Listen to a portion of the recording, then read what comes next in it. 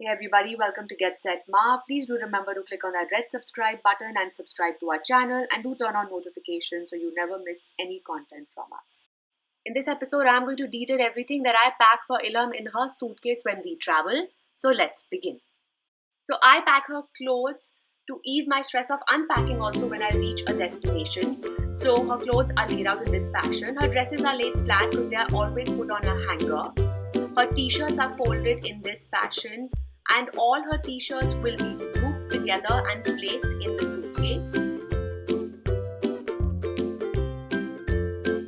Her tights will come next, her shorts and her jeans or skirts will come in this section. So everything is laid out according to their respective categories, and it's easy for me to see and pull out and organize. I put her night suits together, and I always have a sweatshirt for any kind of adverse weather condition. And her shoes are here in this bag in a corner. The essential baby kits. Her toilet kit will have all the necessary toiletries required for her. And her medicine kit will also have all the necessary medicines recommended by her pediatrician.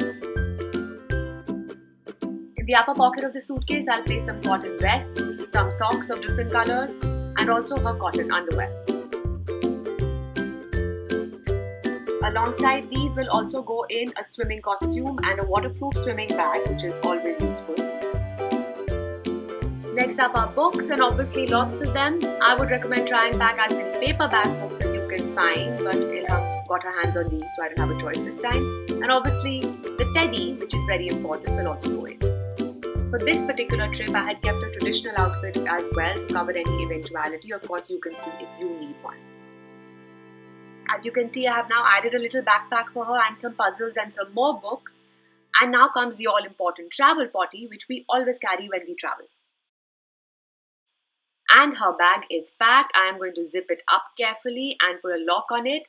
And this tag also helps me to distinguish her bag from other bags at the airport. My bag is back.